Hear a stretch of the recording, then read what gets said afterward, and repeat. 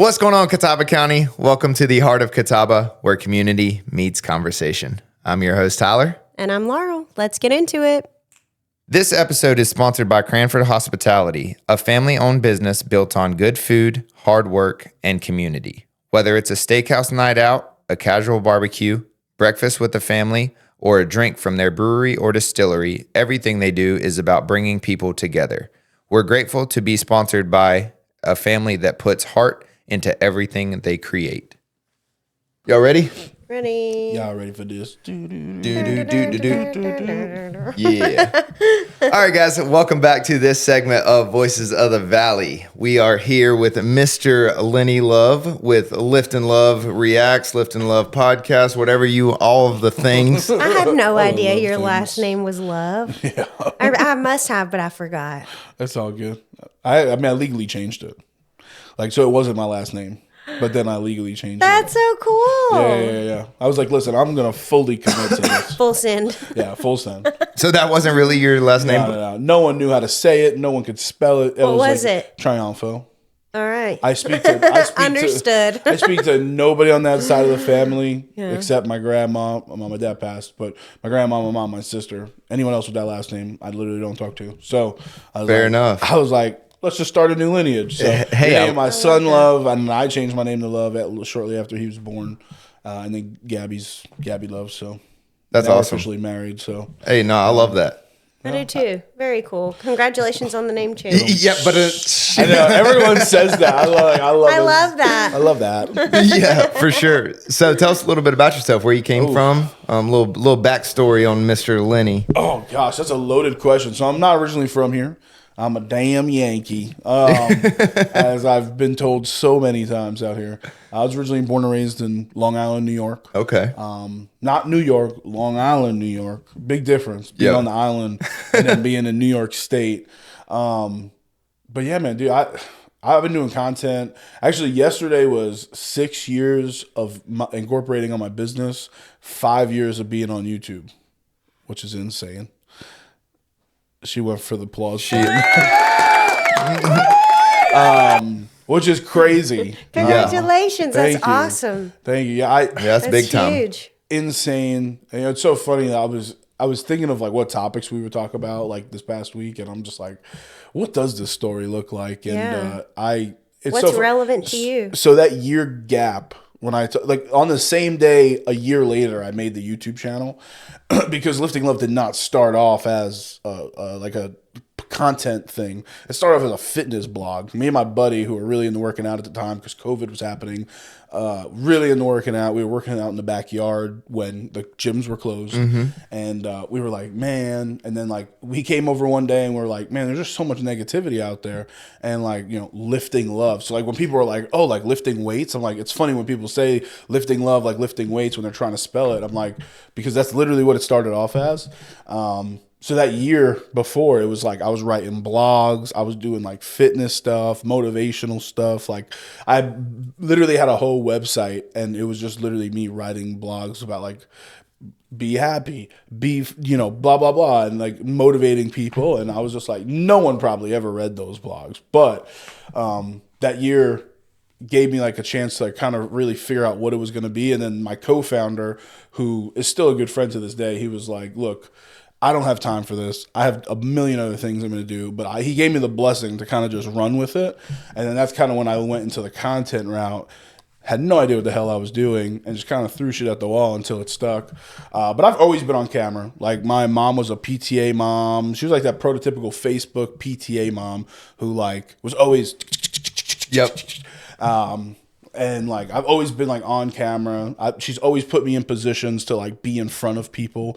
So I'm 9, 10, 12 years old with a microphone at an event hey guys, the thing's about to start in 5 minutes. 5 minutes. I'm I got these opportunities to speak and be in front of people at a very young age, and something I'm extremely blessed for.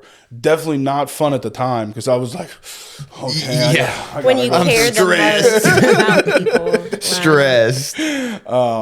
And yeah, man, and then the content just kind of took off for itself. So when I started the year later, I started a podcast doing just around, like in between that gap year, I did an audio podcast, and I did about 75 guests with like 200 episodes, and I was literally just DMing people on Instagram. Hey, I have a little podcast. Can you come on the podcast? We could just do it. And I made some really cool connections, and I made a connection with someone named Ryan Costello, and he runs StatFest. So I then became the official host of StatFest, which is summertime, all the time festival. They fly me out a couple times a year to New York to host that. So I'm the MC. So That's cool. Content gave me the pathway to have opportunities to do what I'm doing now, and obviously with the crawdads and stuff. But like, I'm just doing so much. I do so many things, and we kind of talked about it right before the pod. Like, people don't understand that you can do more than one thing. Correct. Like, hey, you're Tyler, you're Laurel. You only can do the one job. You guys are just podcast hosts. That's it. No, it's like I can be 10 different things. Yep. But like you're saying, I feel like especially like the older generations don't understand. It's like you can have multiple titles. Like, I'm an entrepreneur. I'm a husband. Tell us all your titles. Oh God, it was hit them all. Entrepreneur, father, husband, soon to be author. I'm in the middle of writing a book, which is going to be so cool when it's done. That's awesome. God, what other titles? I'm going to be the on-field game host for the Crawdads. I work a part-time job in the nonprofit space. YouTuber, podcast host. I got my own podcast. Content creator. Yeah. Photographer, Yeah. videographer, graphic designer. I mean, there's just so many times people are like, well, so what do you do? And I'm like, What don't I do? how much time you got? Where would you like list. me to start? Yeah. Shorter list of what I don't do. It's like a CVS receipt. Yeah. But no, I feel like people are just so like stuck. Like, you have to, like, what was the traditional route? Like, when I was a kid, it was like, you go to high school, you graduate, get your degree, you go to college, you figure it out, you go get a job in the real world, and then you work 40 years, you retire, and you're dead. Yep. And it's like, maybe we could try this thing where I can try a couple different things in between. Well, that. and that way, I mean, I'll speak for you and definitely for Laurel. I know Laurel feels this way, but it just fills your cup up more to be able to do those multiple things and have more of an impact on society than just doing one thing and that is all you're known for. Well, yeah, I can do that, but I can also do this too at the same time. Like, yeah, it's insane. And it's like people also, like, they'll see you in one respective space and then they'll see you in another one and they'll be like, what? Like that What? Spider-Man. that's Spider-Man, baby. That's me all day, every day. Yeah. I'm at one bar. I'm over here. I'm over there. Wait, hey, you just posted that video. Yeah. No, it was so like funny. They know me The 3 guy, days ago. the guy who came up to us at the Friday Morning Brew, and he was like, "Dude, I saw your presentation, about what you do, your job." And I was like, "Yeah, it's all. We're talking about podcasting." And he was so lost. He was. He was like, "You podcast too?" I said, "Yeah, I do a bunch of things." And he What was are like, you talking he about? was like, his face went from like, "Hey, it's nice to see you," to like, "You do that, Sir." Oh, okay. Caught me off guard there. It was so fun, and that's truly how people feel. But I mean, coming from where I come from, I mean, dude, hustle, dude. Like, New York is all about hustle. Like, it's very fast paced. It is nothing like the South. But man, this is home. Like, this is home. So I moved down here originally because I got an opportunity to be a fireman. So in between all this stuff, creating content, I was a firefighter and EMT for like 4 years. And I was volunteering in New York, and during that time, I was going everywhere trying to find. So I applied and it made it to the final round of interviews in Wilson. So this story almost was completely different. I made it to the last round of interviews in Wilson, North Carolina, to be a fireman. And then they got back to me and they said, unfortunately, so I went twice. So I went the first time. I drove out there and I just did the firefighter test, stayed at a hotel, whatever. Yep. And then the next time I failed the physical by like 10 seconds. I was distraught. I believe it.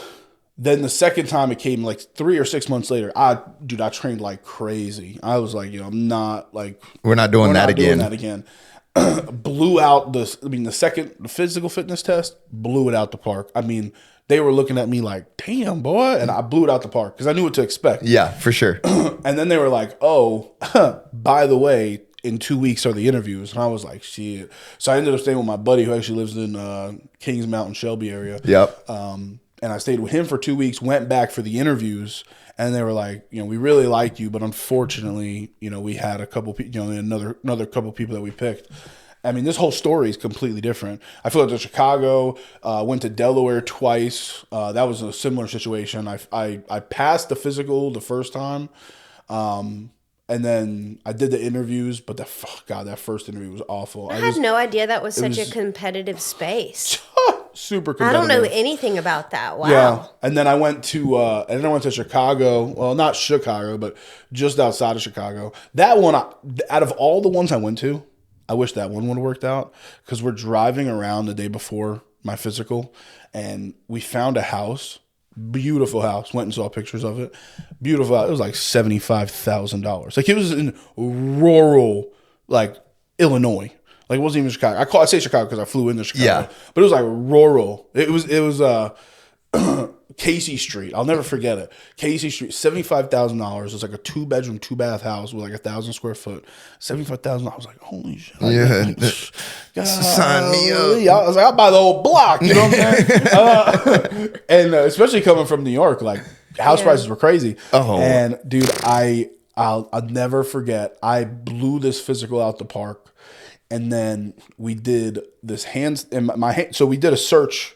So we're searching. I mean, it's hard to explain. Basically, you're on like your hands and your knees, you're like scooting around, and you're holding this rope. And I'm doing everything great. The rope like messed up my hand. So then the last part, you have to hold yourself up for like 30 seconds. 5 seconds left, I slipped. My hand just gave out. My hand, like, I just went poop, and I was just like, oh, my feet touched the ground, and he looked at me. He said, damn, you failed. And I was like, oh, that one hurt. That one hurt. Because I crushed everything. And then, like, I'm holding up, and like, I just feel my hand, and I was like, oh, mother. And so yeah, I did like probably 6 to 10, and then randomly saw Hickory online and applied. I mean, I was searching every day. I was firefighter jobs.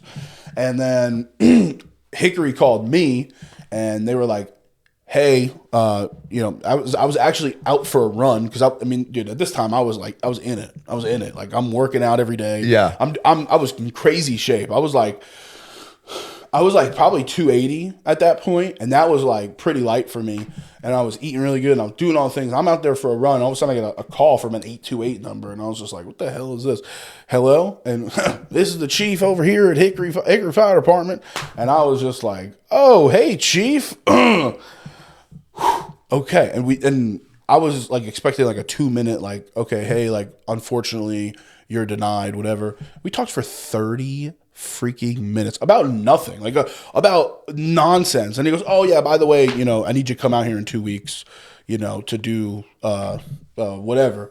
And I went out there, and then they were like, we want to set up an interview, because I passed like the physical part. And they were like, they did the interview, and they were like, if you want it, it's yours. And he's like, you're going to be the first person from out of state to become a Hickory fireman. And I was like, oh, that's incredible. And I'm like sitting there crying. And then I'm like, shit, I need somewhere to live. So this is my first experience of Southern hospitality. This is how incredible this place is. I called the chief, and I called the chief who called me the first time. I had his number. We talked multiple times.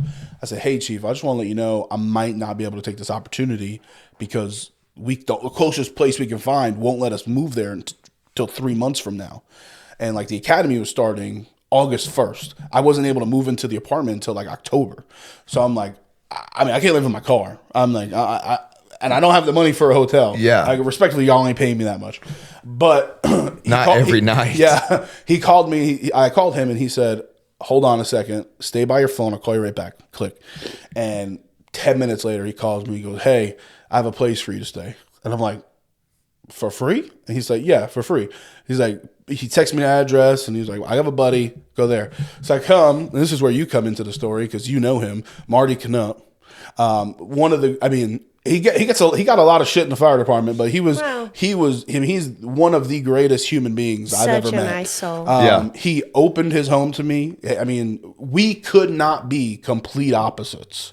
He is a quiet, reserved guy. He loves hunting. Outdoors, Southern dogs. as Southern gets. Yeah. And I'm this fucking Yankee over here, loud, obnoxious. I mean, we couldn't be further opposites. We're like the magnets that you put together. But I love this man. He is an amazing human being. He let me stay there for just about 2 months, completely free. I tried to pay him, and he was like, just have a successful career and go on. And I owe a lot to Marty, and I love Marty Canup. So if you're watching, I hope he is. I mean, he's a big reason he's the reason I was able to stay out here. So go through the academy. Gabby moves out. We finally move into our apartment. Then I get put on a squad, and it was everything I was hoping it would be. I had a couple things happen in my life personally that I really don't want to get into, but it caused me to have a lot of anxiety. And I was waking up with like night terrors on my days off, not even like on my days on shift. And I was just like really fearful that I was going to die. And then again, like I said, some personal stuff happened on the outside, and I asked for a leave of absence because I had to go back to New York and deal with some stuff with family and the whole 9 yards. And then I came back and I sat down with Gabby, and I was just like, I don't know if I could go back. I was like, I just don't know if I have it in me. Like, this has been a dream of mine for a while, and I'm really proud of myself for accomplishing this dream, but I think it's ran its course.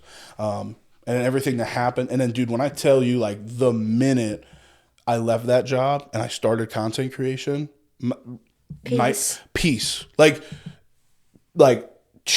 yeah, that's where you're supposed to be. And I was just like, this is insane. Oh, but then it goes back to struggle. I mean, it was trying to figure out what this was, what I'm going to do, how am I going to do it? Like, because at first the things that you love and the financial abundance do not align. Like, you have to figure out how to make that money work for you while you're doing what you love, because most of the time when you're just doing what you love, it's not going to pay the bills. It's definitely not alone. So you got to be creative with that hustle. And I shout out my wife all the time. Like, my wife is the reason.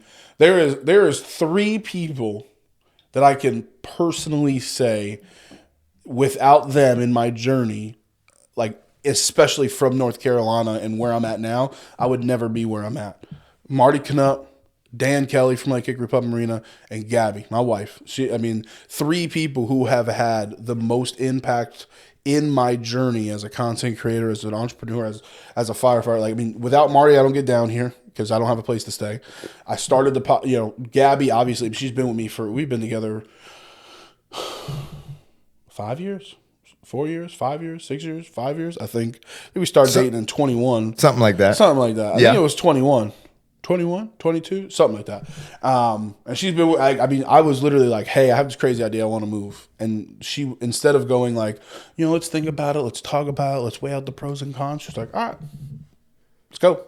And I was just like, we ball. Oh, we going. I was like, we ball. And I've had all these crazy ideas. I had the crazy idea to move, and then we moved for this. I mean, luckily she found a great opportunity in working in Burke County. And she was blessed with a great job, and she moved up the ranks really quickly. So, like, I mean, without that, we don't stay. Like, we go back. Mm-hmm.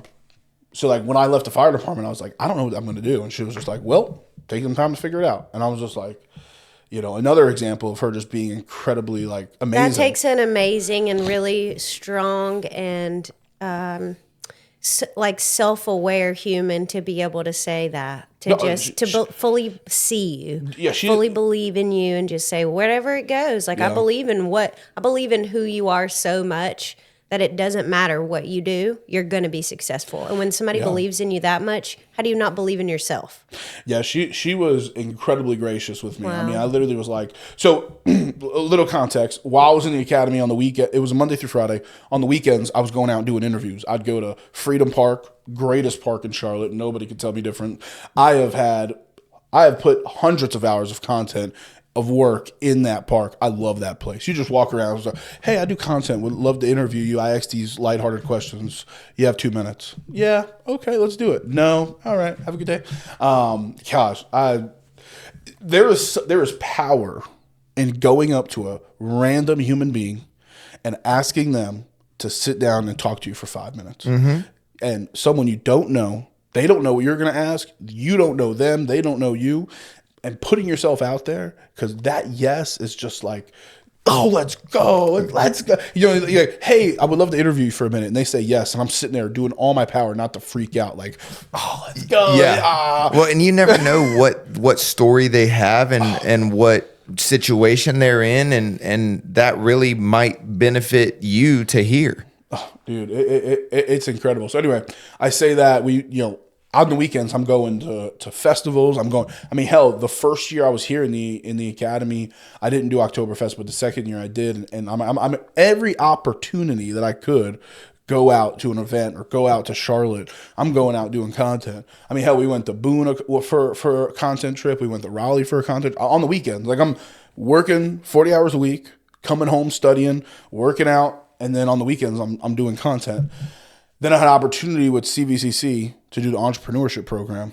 And in the entrepreneurship program, they had a grant. So at the end, we had to pitch, we had to write a business plan and pitch it to a board, kind of like Shark Tank.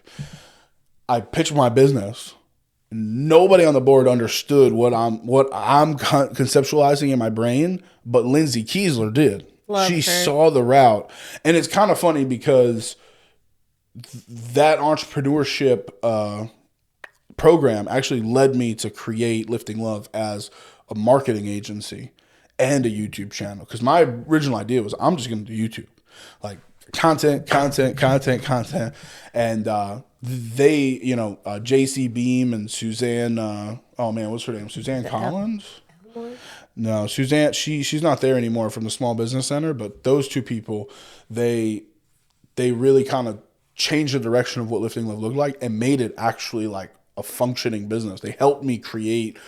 I had this idea in my head, like monetize it from a promoting businesses perspective. Yes, well. I didn't understand that, and that was the missing key to what Lifting Love finally is and has become today. You're offering something of value for consumption, but you're also offering something of value to businesses who want eyeballs. Yes. So and they were like, listen, you can continue to create content as much as you want, but it's not going to make you money, especially right now.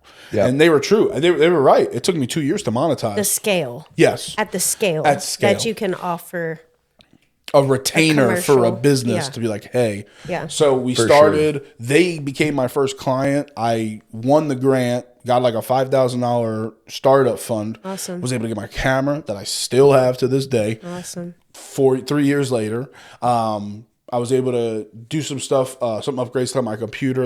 It literally gave me the opportunity I needed, and then it gave me and then Gabby, going back to her being gracious, gave me like a 6-month period. She was like, look, take 6 months. She's like, I got you. And I was just like, and she was like, passenger princess vibes. Literally, I was just like, okay. Thanks, babe. I'll clean the house and do dishes. Yeah, okay. You got rent. And she was like, I'll take care of it.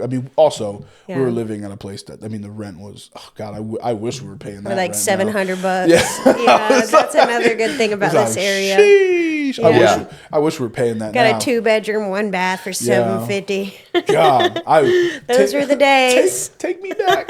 $500 studios. And she was like, I'll give you 6 months, and if you're not profitable by then, you'll find a job. If you are profitable by then, you keep doing what you're doing. And, it worked out that, I took on a couple part-time jobs at the time. Like I was a dishwasher. Yeah. Like I was just doing to bring money in. Yeah. Right? Also just to not be bored out of my mind. Go crazy. Yeah. Like literally. Hard to sit still. Yeah. And I just grew it, and one thing led to another. And my first 2 years in business, I surprised myself. So again, and all of those pieces I would argue had to have been networking opportunities too, because had you not been in a lot of those positions, would you have met some of the people that were influential or came back around in some way? No. Exactly. I was also a dog. I was at everything. I was at every event. I was at, and if I wasn't at a networking event here, I was somewhere else. I can't say how many events I went to in Charlotte, and I was just trying to meet people. Even still to this day, that holds true. I still see you out and about doing all the things. Oyster roast and all the jazz, all the fun stuff. I go into these rooms now, and I'll get to the podcast here in a minute, but the one thing that I'm so proud of is that I go into rooms and I'm not a stranger anymore. I know, most of the time I know more people than I don't when I go into these rooms.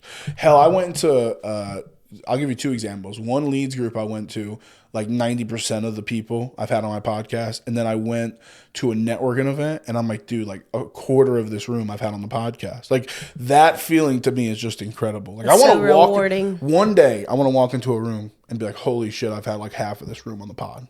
And I truly feel like that. And podcasting, without a shadow of the doubt, is the thing I feel like I'm meant to do in this world. Like, when I sit down on the mic and I talk to people, there's nothing in this world that gives me that feeling of like, holy shit, this is what I'm supposed to do. I do agree. I agree with that statement it took me as well. A long time. I knew it when I did audio, but when I did audio, it wasn't the way I wanted it to look. And that's what pissed me off. And I was like, I need to stop doing this because it is not what I want it to be. Because I know in my head, I'm like, it can be this. You have to create it. Yes. Yeah. And then, so now we'll get to Dan. So we talk about the 3 most impactful people. I was working a job. So we found out Gabby was pregnant, and I worked a job, for while she was on maternity leave and a little bit after that. And I made a lot of money. It was great. One of the things me and Gabby talked about was use that not only to pay the bills, but if you can, save and put some money aside. So I ended up putting some money aside, and I was able to take like $5,000 and invest it into, I had this idea for a podcast. So I'm ChatGPT, Google, I'm doing all the research, and I find a sheet. Not a sheet. I find equipment, and I'm like, all right, and write it down on a sheet, and I'm like, this is what I'm gonna get. This is what I'm gonna get. I'm calculating everything, and I'm like, holy shit, it's about $5,000. I'm like, I got that right here. So I dropped $5,000 on all this podcasting equipment. So now it's exactly how I want it to look, how I want it to feel, how I want it to sound, and I did that with not having a space. So all this stuff comes in. It's sitting in my room, just like boxes of shit. And I'm just like, fuck, I don't have a place to record. Yeah. Like, where am I going to invite them to my freaking apartment? Like, hey, come on down. Yeah. So then like 2 weeks later, or like a week later, I'm at a leads group, and I go, I'm just going to put this out there. I bought a bunch of podcasting equipment. I want to start a podcast. Does anyone know of a place that I can like rent out and use the space? And Dan's like, come talk to me after. So I talked to him, and he's like, come to the marina, see if it works. I have this back corner that we can use.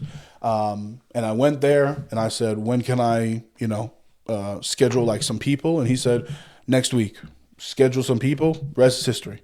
And I mean, there was, so we did that January of last year. And then literally, I don't think Dan knew what he was signing up for. I love Dan. Credit to Dan. I don't think he knew I was going to take it and run with it. Like, he said, you can use the space.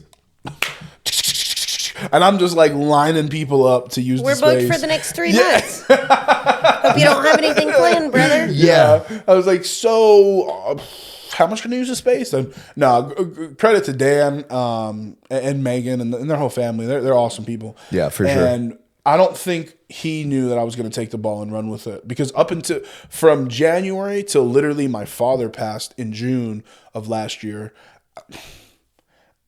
I didn't take many weeks off. I was doing 3 to 4 episodes a week, nonstop. Like, it was literally all gas, no brakes, like, no pun intended. And I've done about 90% of my podcast I've done there. And then another side shout out to Jay Brown, downtown Hickory.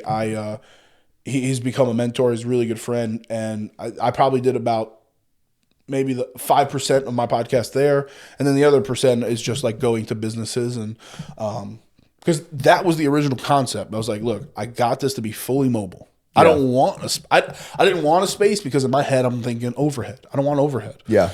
And I was like, how do I make this not have overhead? All right, hey, you're a business owner. You have a retail spot. Great, I'm gonna come to your business. Oh, you have a restaurant. All right, after hours, let's sit down and talk. That was the original concept of the podcast. Yep. Marketing agency. Yes, like you go to the business. Hey, like I do X, Y, and Z. You.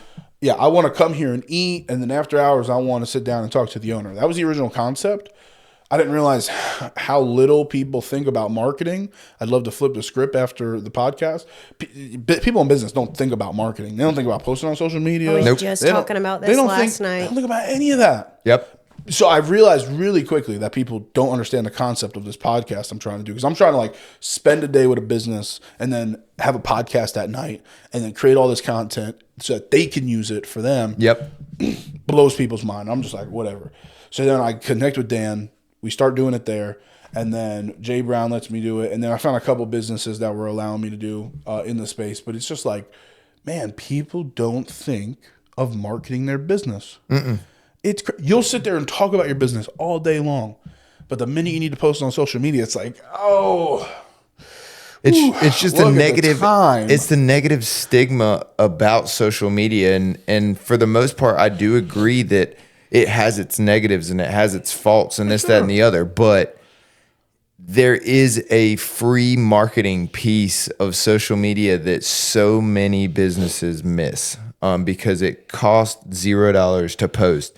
It costs $0 to share somebody's post. It costs $0 to comment. There is so much power in advertising on social media, and it can spread like wildfire faster than you can go from store to store or person to person to market your business. It will spread so much faster on social media. Look at some of the biggest companies in the world. I was hoping you were going to go there. I have thoughts on this. They have employees just for marketing. Yes. Just they social have media. $1 million budget for a year. And I'm talking organic content. Yeah. These businesses production have people, commercials, radio shows are just doing organic social media. Yep. Forget the advertise, forget the paid ads. They just have an employee. Think of the employee you're paying $40,000 a year, $50,000 a year in a business, a local small business. That one person is just dedicated in a massive business to social media and marketing.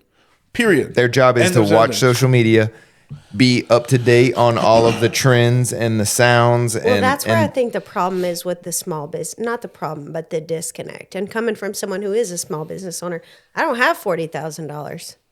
I don't have $40,000. And it's like, unfortunately, like you think about, I was having this conversation last night about like a tourist town. Like somebody goes to Wilmington to visit and it's a, holiday weekend or it's busy season. Everybody's at the Bonefish Grill. Why is that?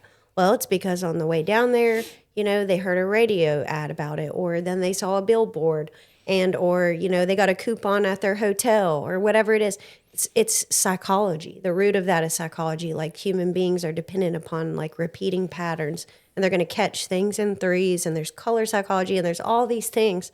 But like as a small business owner, you don't have the budget for that and you don't have the bandwidth because you're also the sole operator. For sure. But we live in How do we meet in the middle? And that's where you come in because you're offering your services to highlight these people. So that's where people need to do more of that. For sure. I think we also live in the golden age of social media where it's like we sit here and, hey, we're friends taking a trip to Wilmington. Dude, I can't wait to go to Wilmington. Wilmington's going to be awesome. This is great. Next thing I know, I go on social media. What pops up? Wilmington content. And instead of posting a still graphic that says $5 wings, you post something that says, hey, are you coming to Wilmington? Come check us out at blah, blah, blah barbecue. We got $5 wings. Show the wings. Show the place so people know what to experience. Show them the experience. Because Give them a preview. And people were like, oh, well, I have this and I have that, and I'm afraid to post. And I'm like, what are you afraid to post? The worst thing that's going to happen is people are going to find you. That's a good thing. Yeah. Right. So like, I'm someone who has anxiety. And I'm a very social butterfly. And a lot of people are like, you have anxiety? There's no way. I have a weird anxiety. I like to know what I'm walking into. I'm the same way. Yes. I like to know what I'm walking into. Like today I called them like, I've never been here. What do I expect? Where do I go? Where do I go? Like, I don't want to like walk it because I've literally walked into places and walked into things that I should not have walked in on. Yep. And I'm that guy. You know what I'm saying? I'm just like, ooh. I don't like to walk in uninvited. Exactly. I don't like to go to rooms I'm not welcome in. So like these businesses, it's very simple, especially and Hickory's a perfect place. We live in a tourist city. Like people are starting to come here just to visit. Yep. And it's like, oh, what kind of content can I make? Literally make an experience content. Hey guys, like I'm just gonna use Dan. Hey guys, it's Dan with Lake Hickory Pub and Marina. This is the pub, and like point to the pub. Show some shots of the food you have, the drinks you have, what's happening inside. Ice cream, paddle boats, vibes. And Dan is a perfect example. He's so good at that. He is really good at his social media. A lot of people are like, man, but like, how do I do social media? And what if they judge always point to Dan. Like, is his content cinematic 4K. No, it is not. It might not even be 1080p, but you know sometimes it's SD. But you know what? He puts himself out there. Yeah. He tries, and it will never be perfect. But put it out there. You know, it's so funny. There, do it. He showed me his analytics once, and I won't share how much it was, but he showed it. He's like, "Man, this has been a slow month," and I'm like, "Let me just see your analytics." And he was like, "Sure."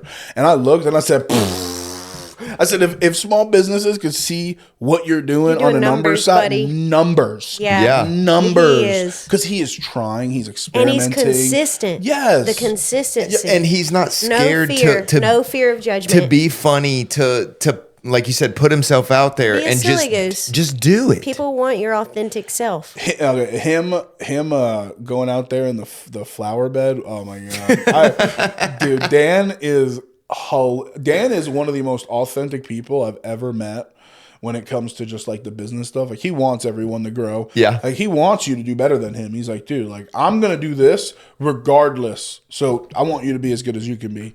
And like I said, I credit a lot of my success to Dan. I mean, the podcast doesn't become what it is today without him. And like I said, if more businesses could just understand content is the key. Like everything he does, besides I think your guys' podcast with him with Blue Yonder, and then that Blue Yonder video that they made, which was amazing.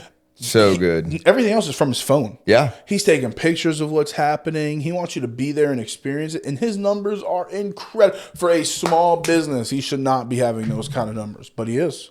Because he's putting a little bit of time, and what is this, effort. 2-year anniversary they just had? Yeah. 2 years? That's incredible. The numbers they're doing for 2 years. It's insane. Keep pushing. And I tell every business owner, I'm like, they're like, oh, well, business is slow. And they're like, are you posting?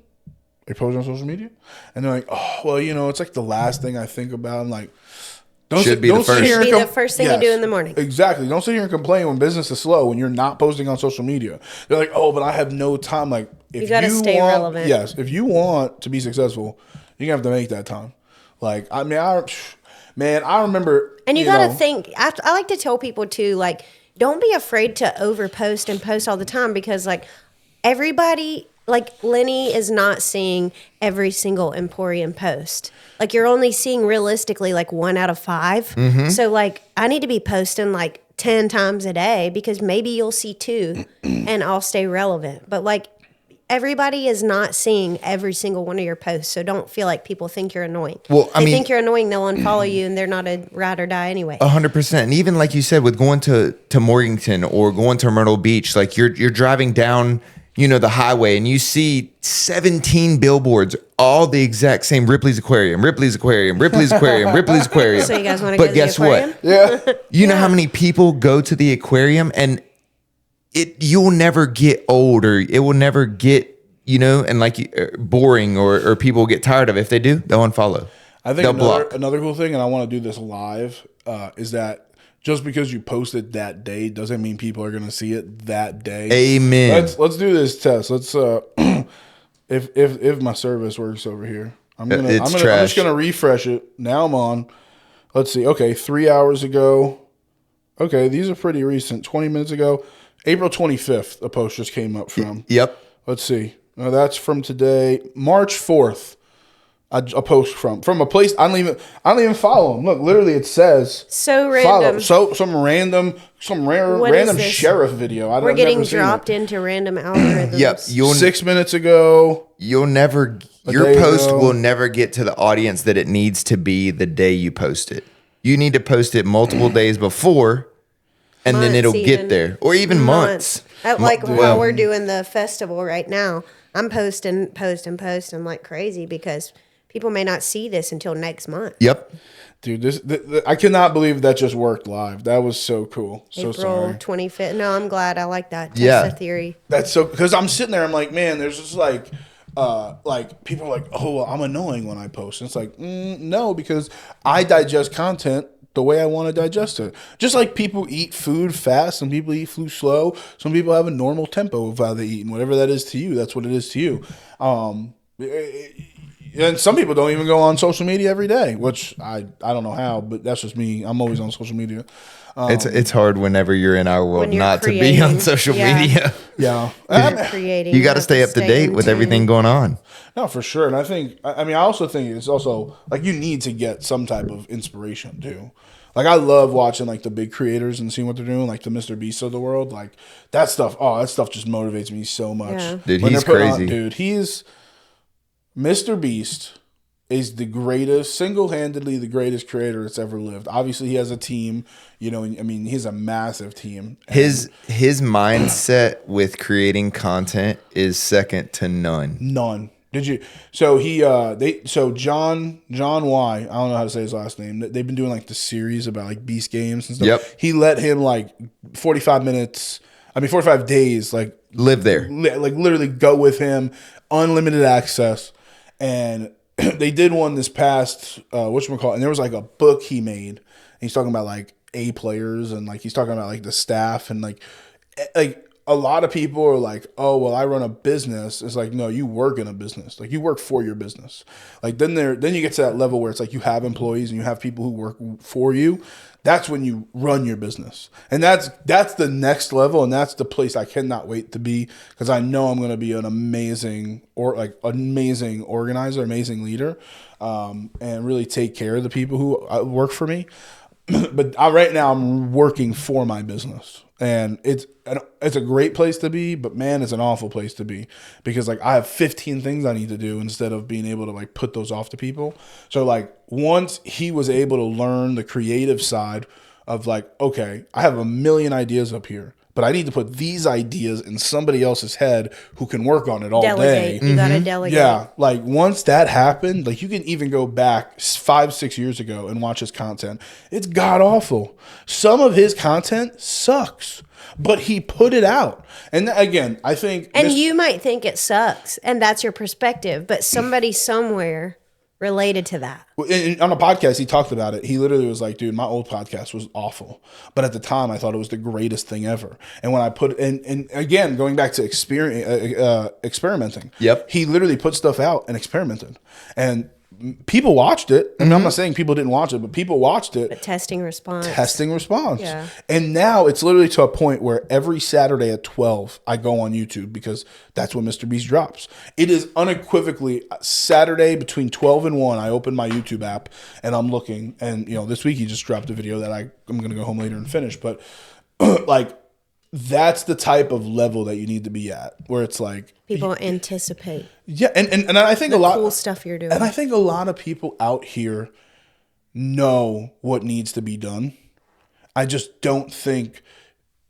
First off, I don't think I don't think that they know that it doesn't cost as much as they think to hire somebody to do it. 100%. And then secondly, I don't think they understand like how much reach they can get. Yes. It's like proving the value. Yeah. Oh man, every time I sit down, the first thing they goes, what's the ROI on this? I'm like, don't expect anything, but I could tell you that I've had clients who've gotten thousands and thousands of dollars of results, but you don't go into it expecting anything, because that's just like you go into networking events, right? I mean, and you don't pull any business from one leads group. You quit the chamber.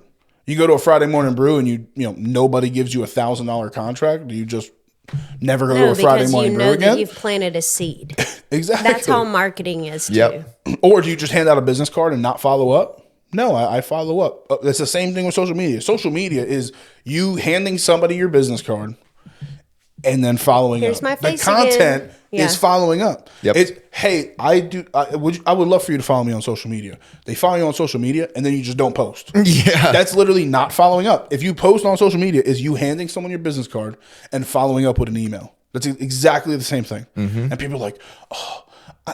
And it's more easy to consume because it's visual. In such a world of we want to see your reels and we want to see the experience.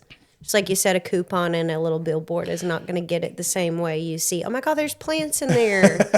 And people are always like, where do I start? Ready? I'll show you live.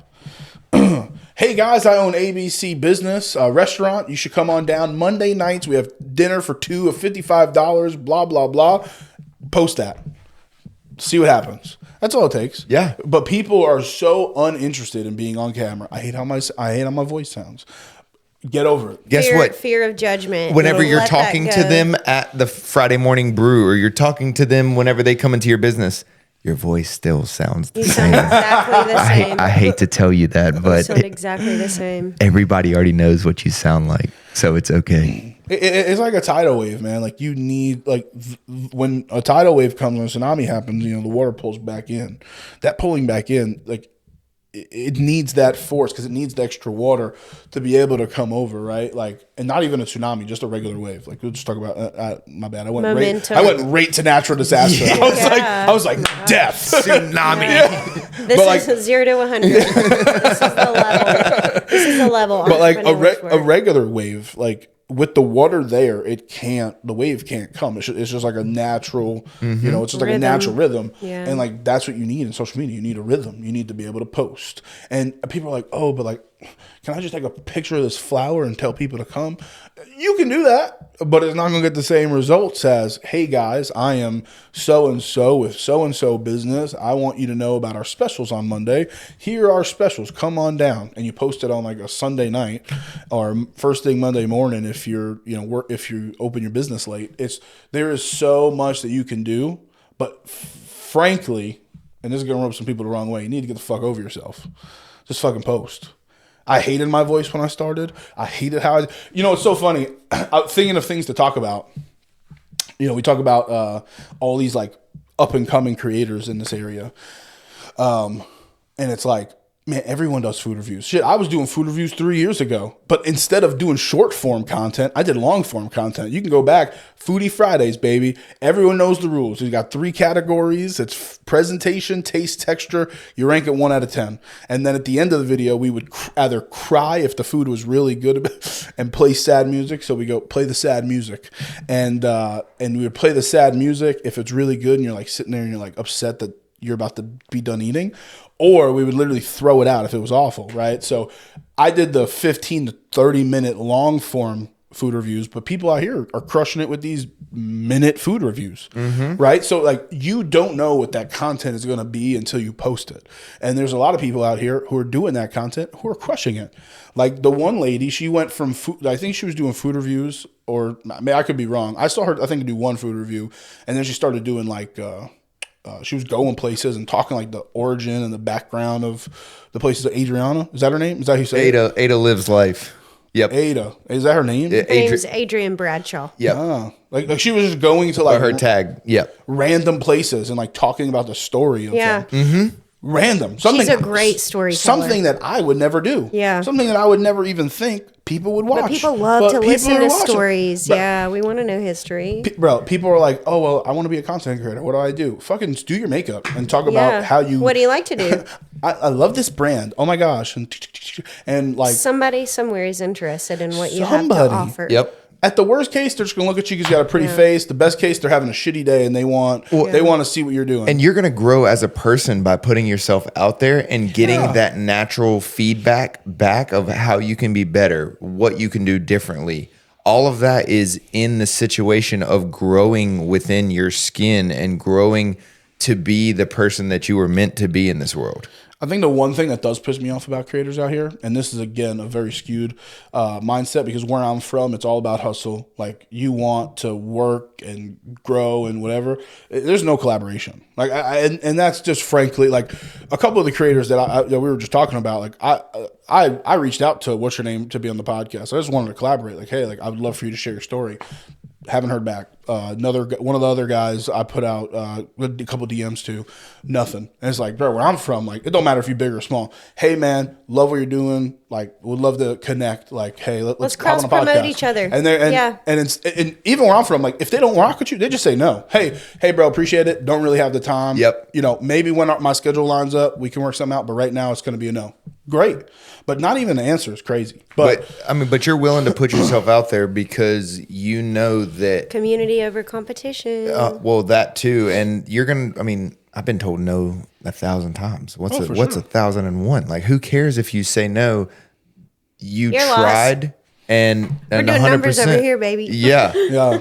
I mean, it's so funny. People are like, "Oh, well, you just want to reach out to them because you're going to get views." I mean, at one point that's true, but the other point is I'm not making fucking money off of it. I haven't made back my money for my original investment on my podcast. I am in the red every month from doing the podcast. In fact, we're not getting paid for this.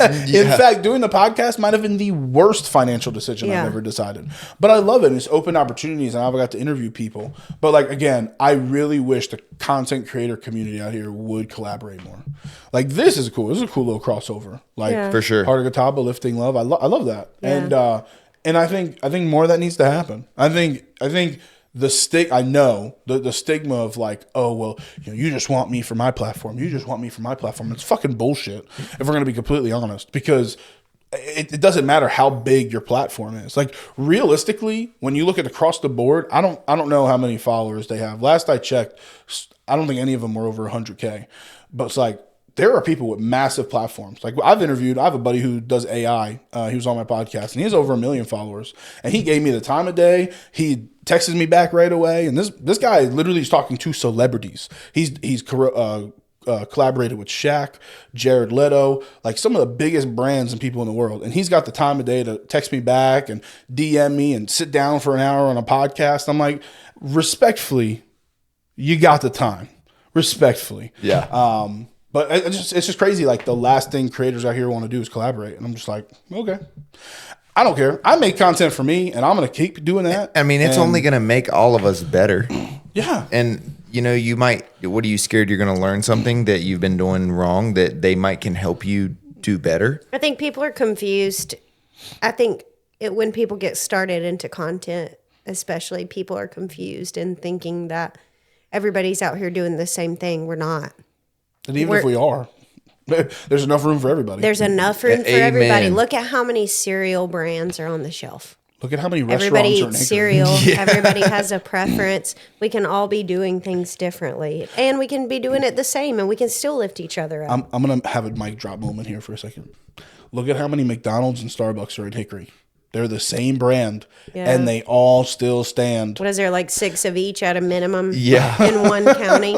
In one county, in one city. Nobody's going out of business. Yes. What are you talking about? They're all lined around. Lined around. And people view content as competition. It's not competition. We're all out here doing the same thing. I mean, obviously, like, depending on what your mission is and what your values are, there's gonna be like different, your personality's different. Like, like obviously, like our personalities are different. I'm a lot louder. This is how I am. I'm over here screaming.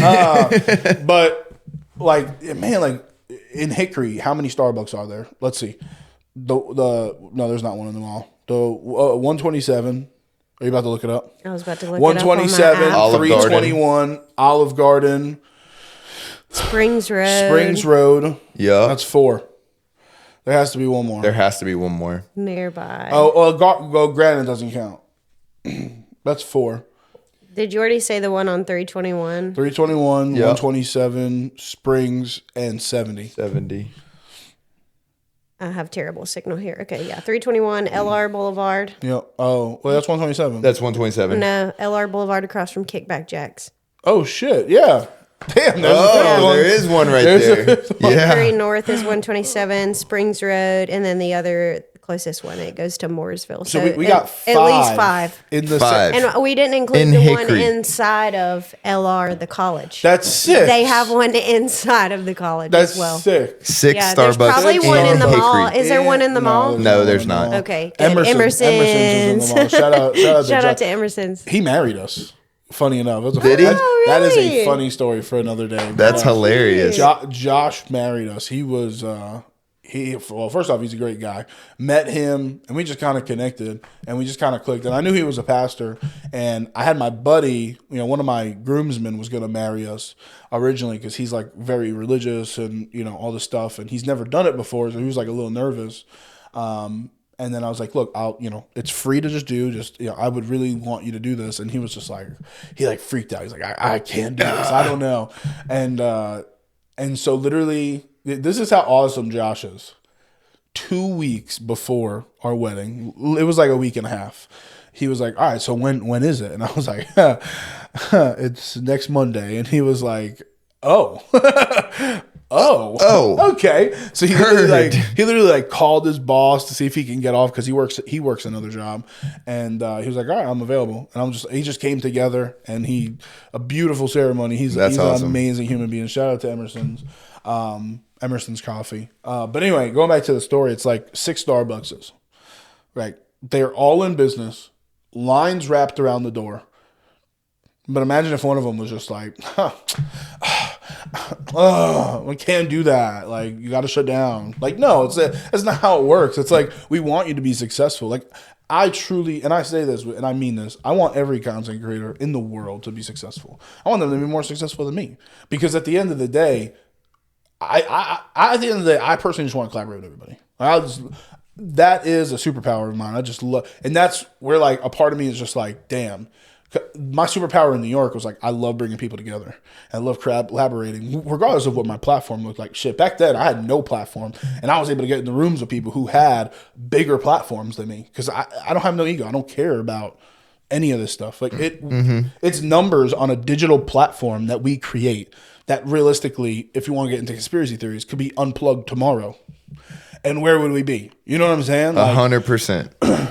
And people can't measure your value. People get so caught up in it. This stuff. People get so caught up in it. And I'm like, have fun with it. I'm an amazing human being who is a father and a husband, and I have people who look up to me in my own personal circle who could care less what I put on social media. I don't need social media to be like, I feel good about survive. Yeah. No, I don't need it. But there are some people who attach their value, their identity, their ego to it. And I'm like, am I happy and proud of the platform that I've built? 100%. I've put blood, sweat, and tears. I put 5 years of my life into this platform, but it doesn't define who I am.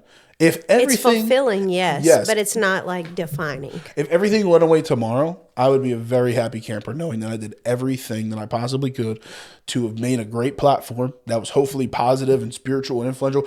And I mean, hell, when I did my little bout of AFib, there was about an hour there where I thought I was dying. And I'm sitting there. You know what I wasn't thinking about?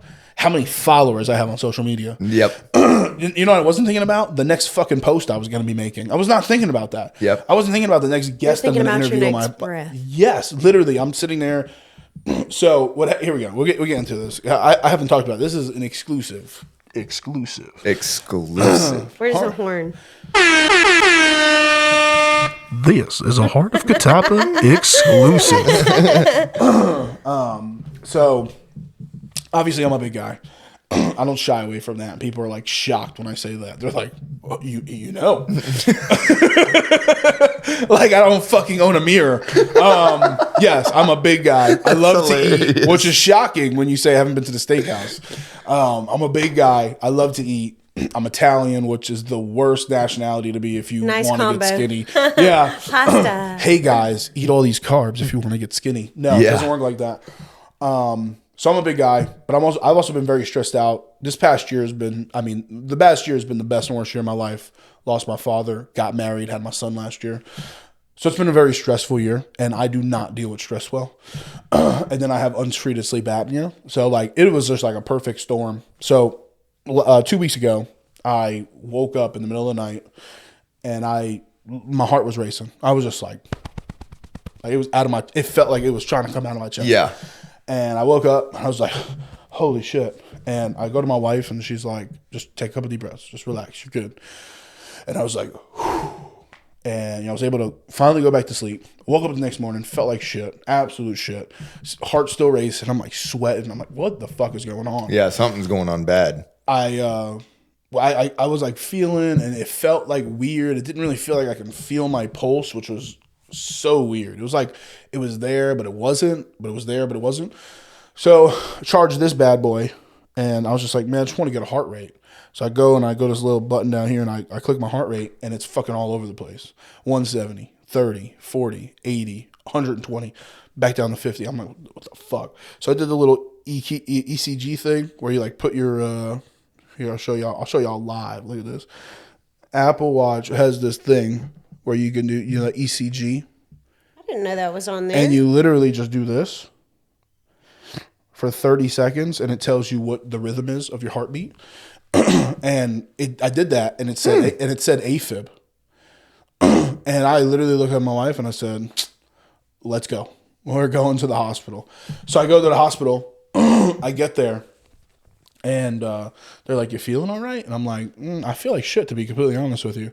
And I said, "This thing said I had AFib." They did a little EKG thing, and the nurse goes, you know, and all of a sudden another nurse pops up, and she goes, "All right, you have AFib. Let's go." And literally, like, they wheel me back into the thing. There's like 7 doctors. They put a crash cart next to my bed because the doctor comes in and he goes, "Look, buddy, I'm about to give you the first off."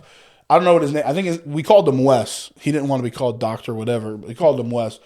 Catawba Valley Medical Center, hands down, superior medicine, superior place to go. I highly recommend. I went there. My mom had her heart attack there. My wife birthed Roman there. Phenomenal facility. I highly recommend it.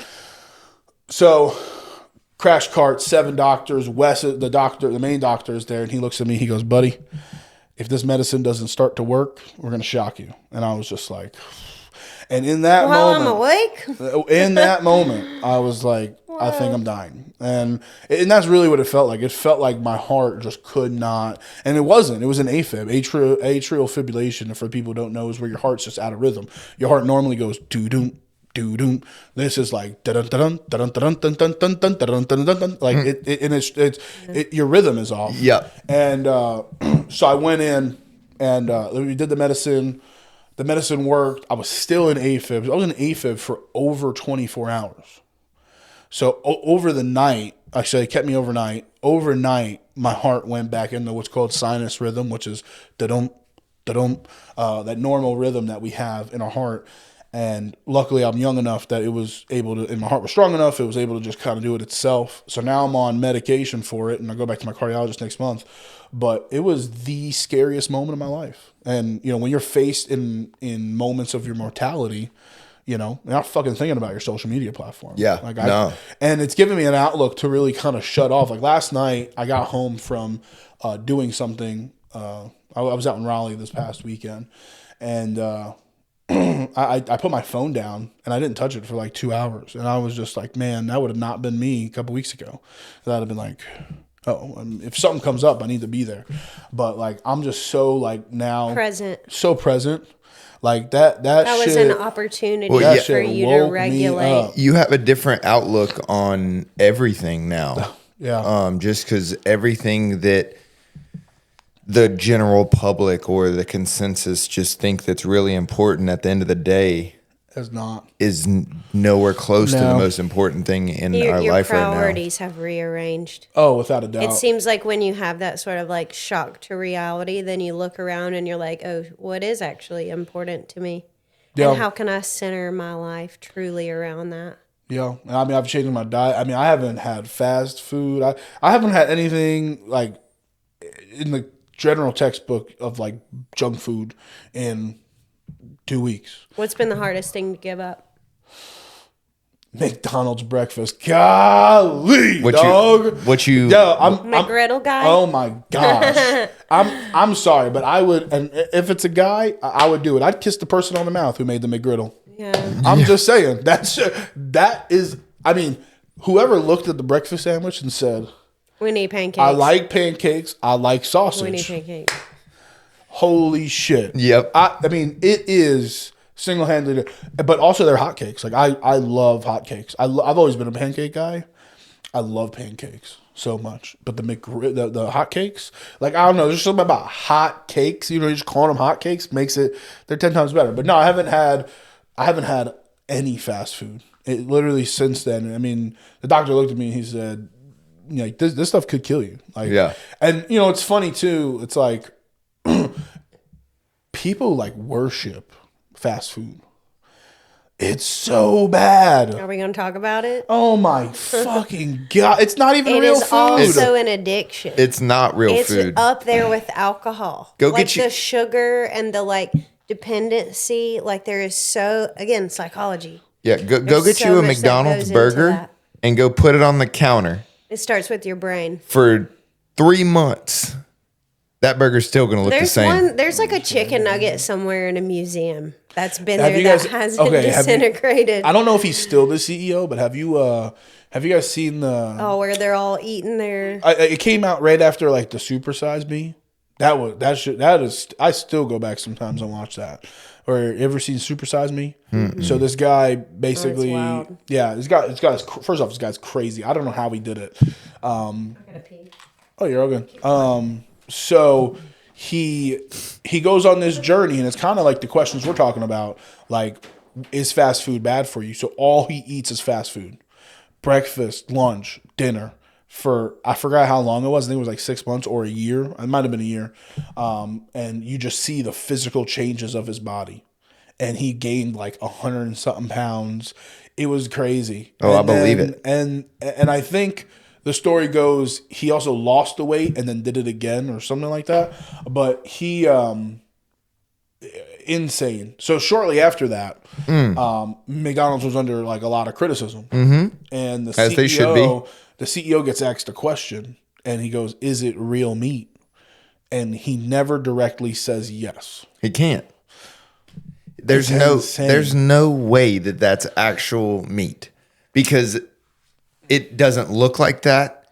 You can't cook it that fast. Yeah. It's gonna it's coming from somebody that is in food and that it has all of the certifications in food. I know what it takes to how long food can last and what temperatures you have to keep them at. And there is no way that is real meat in McDonald's because it stays the same.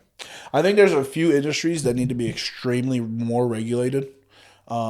I have a controversial take. I think the automotive industry needs to be regulated. I agree with that. Not only the production side, because realistically, these fucking cars should last longer. Yeah. If we're paying $40,000-$50,000 for a car, it should last longer than 100,000 miles. It's how I felt for a long time. Till the transmission goes out. The transmission shouldn't be blown out under 100,000 miles. Mm-hmm. It should be very scrutinized, very regulated, but it's not.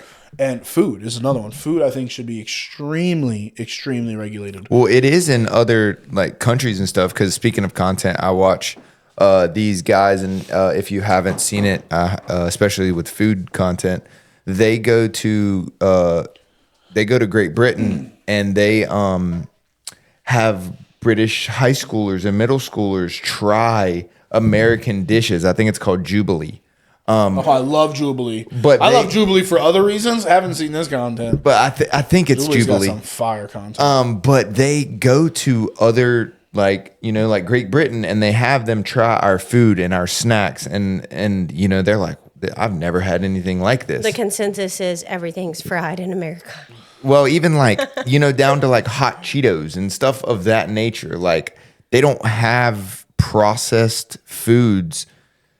Red 40, we love it here. We love it. That's our favorite thing in the world. But yes, food needs to have a whole overhaul of the entire food realm. This is where RFK comes in.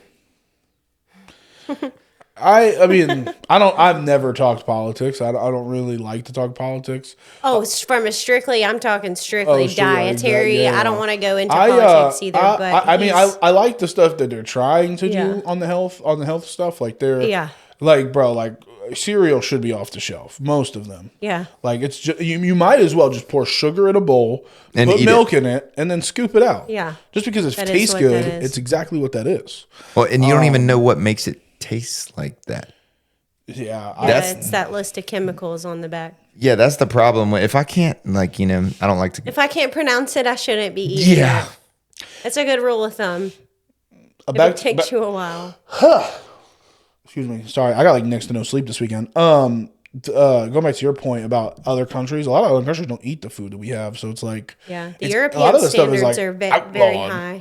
It's outlawed. Yeah. It's only a couple things in America's history have been outlawed. Alcohol is one of them. So it's when things are outlawed in other countries, maybe you should take that into consideration. But yes, I think the food products out here are garbage. But the problem is, and going back, I was telling him, I said that there's two industries I think should be very highly regulated, and it's automotive, because realistically we shouldn't be paying this much for cars just to break down. It makes no sense. It should be regulated. Cars should last at least 150 to 200,000 miles. People shouldn't have to go buy a new car every 3 years.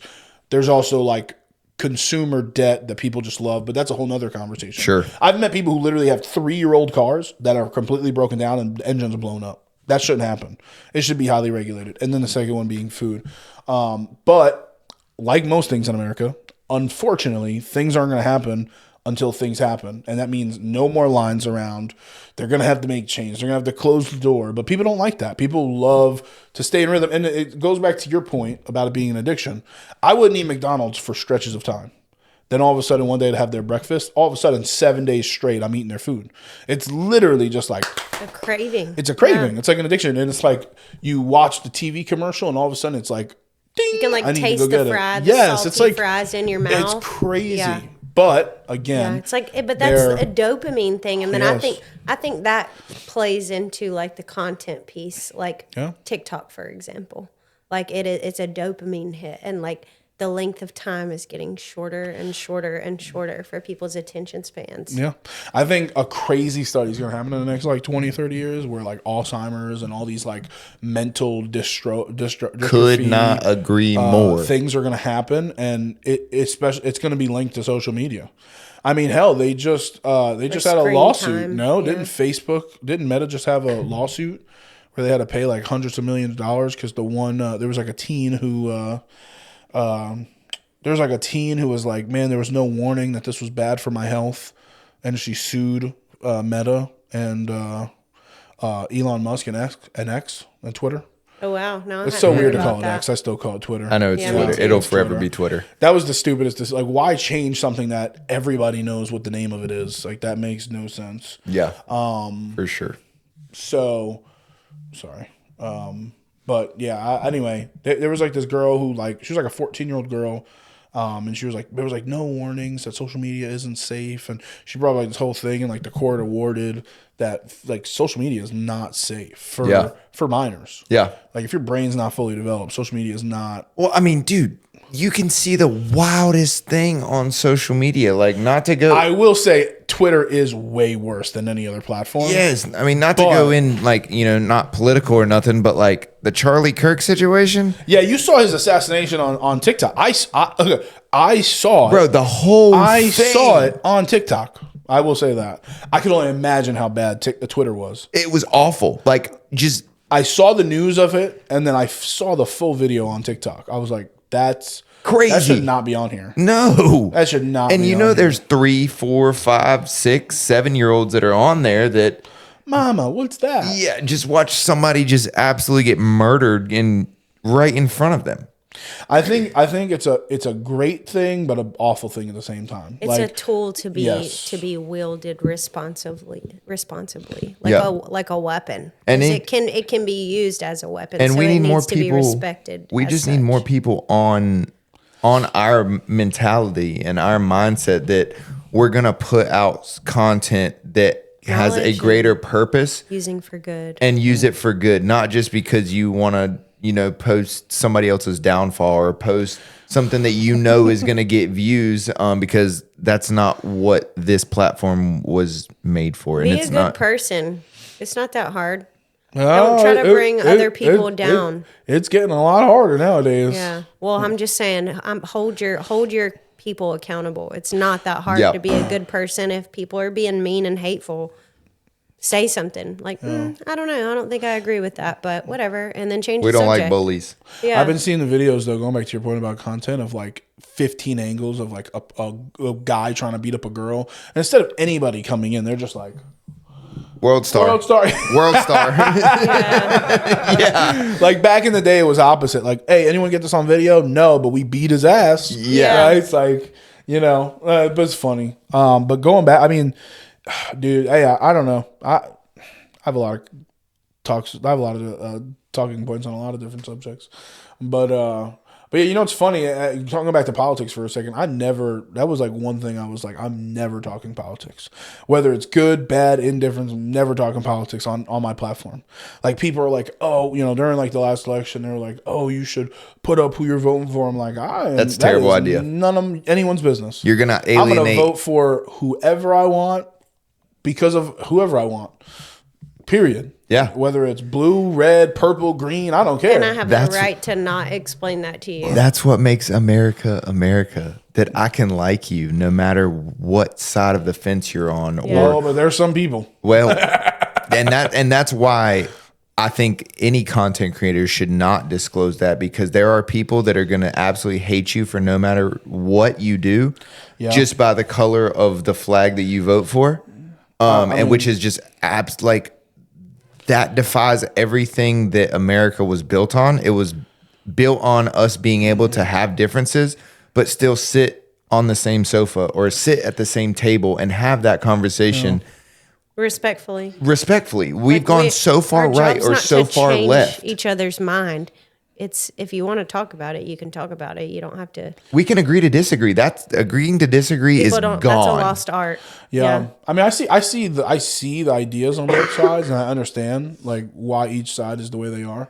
But I also don't think two wings of the same bird. Literally, they're like, "Hey, we have this problem. I think we should fix it like this." No, you're stupid, and I think we should fix it like this. It's like, what are we doing? Cool. We've just gone so far both ways. Like, 100%. The middle is, there is no middle, and because all the people in the middle don't want to get involved in it because they know how bad one and the other side are. You're both wrong. You're both wrong in different ways. Yes. There is no. You believe what you believe. I also don't believe that there is and again, we don't have to talk about it, but this is just how I personally feel. I don't believe that there is not a corrupt politician. I think everyone's corrupt.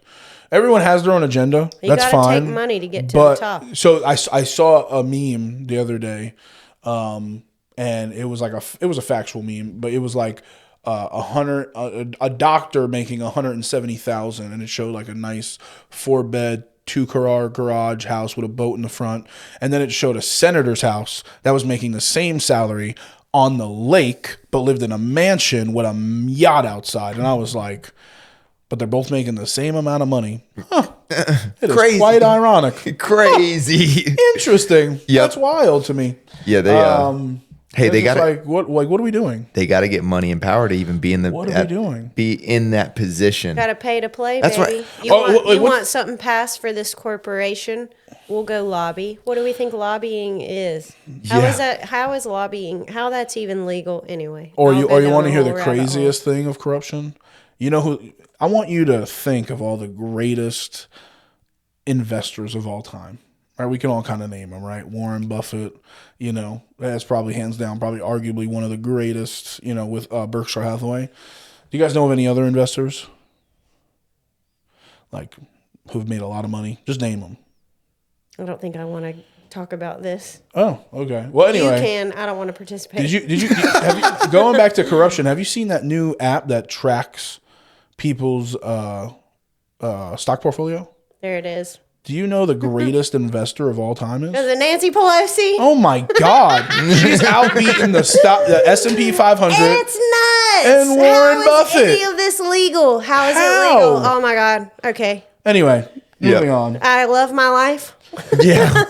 I love my life, and I would never do anything to harm myself. Yeah. I love myself. I will never harm myself. I would never do anything. That's hilarious. This is why I said I didn't want to talk about it. I'm sweating. Oh my gosh. It's crazy out here. It's crazy out here. Is there anything else that you want to? Not to rush you. We have somebody else coming in a little bit. Oh, you're all good. We want you to hit all your topics. Yeah. I don't know if there's any 15-minute warning. 15-minute warning. Okay. This is critical. Tell us all the critical things.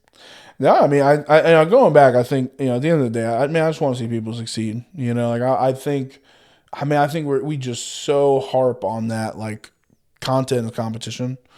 I mean, it is, but it isn't. Like, you obviously need to create an audience, but like, dude, some of these people out here are just creating audiences, and it's like at such a rapid pace. Like, how are you building anything? Yeah. Like, how are you building that connection to when one day you wake up and you have 1,000, next day you have 10,000, and it's like, how do you make that community happen? You know what I'm saying? And I'm a slow and grow type of guy, but I don't know. I just wish there was more collaboration out here. Yeah. Because like you meet people and they're like, yeah, this is what I do, and like blah blah blah, and then all of a sudden it's like, you get ghosted, and it's like, okay. Well, let's keep cultivating that.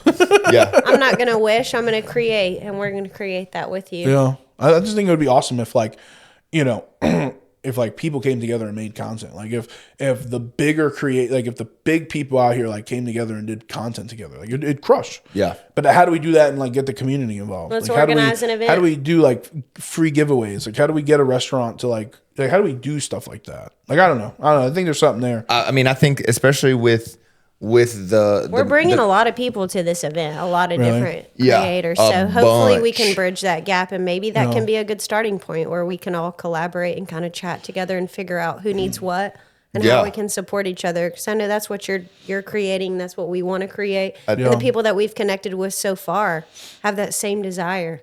I definitely think that between all of us, we can all sit down and make a content creator table, if you will, and we can bounce ideas off, and we can. I mean, I definitely think that, especially the content creators that we have met with, they're all very open about that. So I definitely think that there's I also don't think people know or I don't think they like understand the fact of like, oh, I can reach out to this person. Yeah, how welcoming. Like, they go into it thinking that it's going to be this person is already like sees me as competition. We don't. Yeah. We are excited to lift you up. Lifting love. Yeah. There's the other punchline. There it is. Like I don't know. This idea of like, oh, like you want to use my platform? Yes, use my platform. Yeah. Use my platform. I hope 100 people, follow do your business page. with you. Yeah, I'm inviting 1,000 right now. You know what I'm saying? Like I want that, and I just wish it was like reversed. Yeah. Like my buddy, his name's Junkbox AI. His name's Mike, the guy who I interviewed with over 1 million followers, and that's like what his page is. Like I did the interview with him, and he posted it. One of our things did like 100,000 views. Like he allowed me to use that platform to be able to get the views that I needed. Yep. I mean, I didn't even need them, but like he put me on to people. And I got like a couple 100 followers from just posting an episode with him. And it's like, he was like, dude, I have the platform. Why not use it to help people? Good for him. And that's how people should be. We should all carry that attitude. But people are like, look, this is my 10. You have it. Yeah, but some people are like, this is my 10K, it's my 100K, it's my 150. This is mine. I work for that. I work for you. Didn't work for that. But it's funny because it's like we all serve the same people. Yeah. Well, and it's like, what? Why not? Because what did you build all that for? Just to hold it for yourself? Your fruit is not for you. Yeah. Yeah. And then the last thing I want to say before I shout out my socials is, dude, this is an amazing place. Like I'm so happy we landed in Hickory. I'm so happy I live here. We're happy to have you here. This is an incredible place. I am not someone who was born and raised here, but I was very quickly welcomed. And Dan says the same thing. And my thing. Family, who? Dan says the same thing. And my family was welcomed, especially, Gabby. And now that we have Roman, extremely welcomed. And that Southern hospitality. Yeah, man. And I got it really quick. Like I said, with Marty. And, I'll forever be grateful for, a lot of people out here. But that short list of Dan, and Marty, Jay. I mean, I could sit here and name a bunch of people who have helped me tremendously. Strangers who were strangers just a few years ago. That want to see other people win. Who I talk to on a pretty frequent basis now. And it's so crazy. And I'm extremely blessed, and God is good. And I just want to keep doing this for as long as I can. And, I love what I do. I actually, I have a lot of plans. And, the next couple months are going to be massive. I got to finish this book. I want to work on a Lifting Love family channel, going back to, kid content. There is a space where I really want to do kid content, not just for my son, but for like other. I just think a lot of the kid content out here fucking sucks. It's terrible. Like the kid content out in the world is just garbage. Yep.